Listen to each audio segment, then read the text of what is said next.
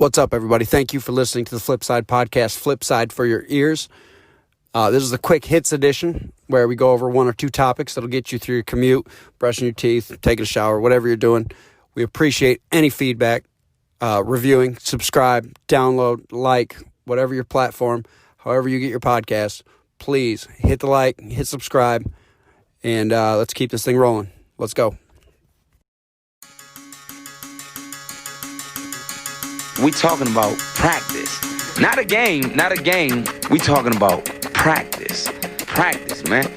I mean, how silly is that?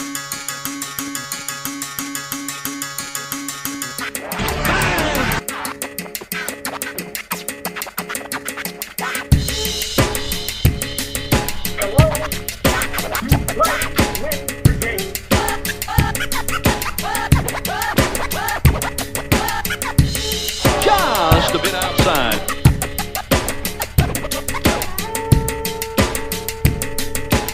Oh my, he's on fire! You know, they say that repeating the same thing with the same result over and over again is the definition of insanity. So I got to ask to the media and basketball fans and anybody that follows the sport, like how many, every hot take on Twitter, every talking head in the media, how many times are you going to do this? Is it for content? How many times are we going to talk about potential upsets of LeBron or how he lost a step or he's not the same guy or this and that and he could be in trouble because this and I mean right now it's people think that the Portland Trailblazers are going to beat the Lakers. Like I get it if you're trying to get clicks and get likes, but I mean think about it. They match up. Portland matches up better in the backcourt. Portland matches up better in the backcourt than everybody, and they're still not a 500 team. So Lillard and McCollum have been there all year, and they're not a 500 team. So what makes you think that they're going to beat the number one team in the NBA? Because this narrative that, oh, LeBron's lost a step. We do this every year. Every year it's he's going to fall. He's not going to make it there. He can't do this. He can't do that. He's old. Well, the LeBron that you see right now, always, every single year, is a completely different player than you see come playoff time, especially come finals time. But everybody says, oh, the Trailblazers match up well, and they cause problems, and yeah, not enough. I mean, there's other good teams in the NBA that Portland hasn't been able to beat, but if you look down the list, everybody does this, and they say, oh, well, this guy's going to guard this guy, and this is a real problem, and, you know, Lillard and McCollum can't be guarded. Nobody can guard them. Outside of Steph and Clay, there's not a better backcourt in the NBA, probably. Maybe Harden and Westbrook, but you look, yeah, Nurkic could cause problems for Anthony Davis, but we saw Rudy Gobert, the reigning defending defensive player of the century, apparently got destroyed by Anthony Davis. That's beside the point.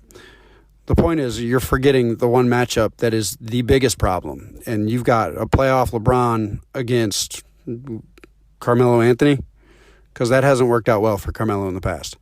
So I don't think there's anybody that the Lakers should fear. I mean, obviously you don't want to overlook anybody in the first round. They're all playoff teams, sort of. And Phoenix has a lot of firepower, and they're young, and they're deep. And the Spurs have the best coach of my lifetime in Greg Popovich, but I don't think they have the firepower to hang with the Lakers if they get in.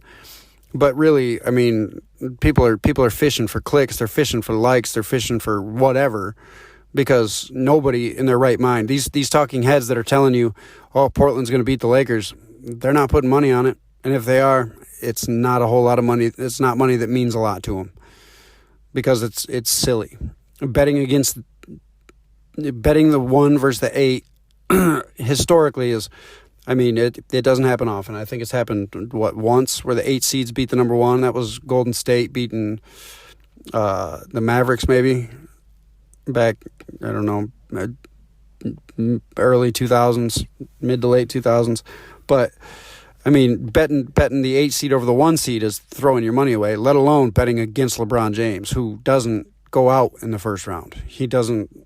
I mean, everybody marvels at how good he looks for 35 years old and this and that, and all of a sudden he has a couple bad games, and all of a sudden, doom and gloom, Lakers are done. No, it's going to take more than an 8 seed in a team that barely snuck into the playoffs to end this Lakers run.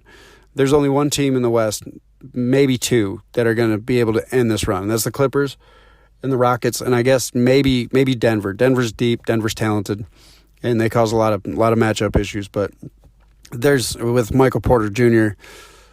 coming on strong, Denver added another weapon to an already very good team, but the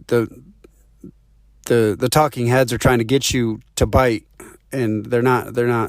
I mean, they're not your financial advisors, and have them show you their bet slips, because I promise you that nobody's putting their mortgage on an 8 seed, and they're certainly not putting their mortgage on an 8 seed to beat LeBron James, who, when healthy, goes to the finals every single year.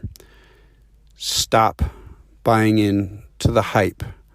Lakers in 5, whether it's Portland, Phoenix, New Orleans, it's not New Orleans, San Antonio, or Memphis. Lakers in 5, and then probably Lakers in 6 after that, no matter who it is, especially if it's Oklahoma City. They'll probably roll Oklahoma City because Chris Paul's leadership's been fantastic, but outside of that, and Steven Adams, they're not much of a threat. But really, I mean, think about it. The people that are talking, they don't get ratings, they don't get clicks, they don't get views, they don't get whatever drives their website by picking LeBron to win in the first round, or picking the 1 seed to beat the 8 seed, or picking the empire that is the Los Angeles Lakers. It's just not what drives content, and it's smoke and mirrors. It's absolutely smoke and mirrors. If you're betting, bet the Lakers. Don't be stupid. Thank you for tuning in to the Flipside Podcast, Flipside for your ears. Again, like, subscribe, download, leave a review, and see you next time. Thank you.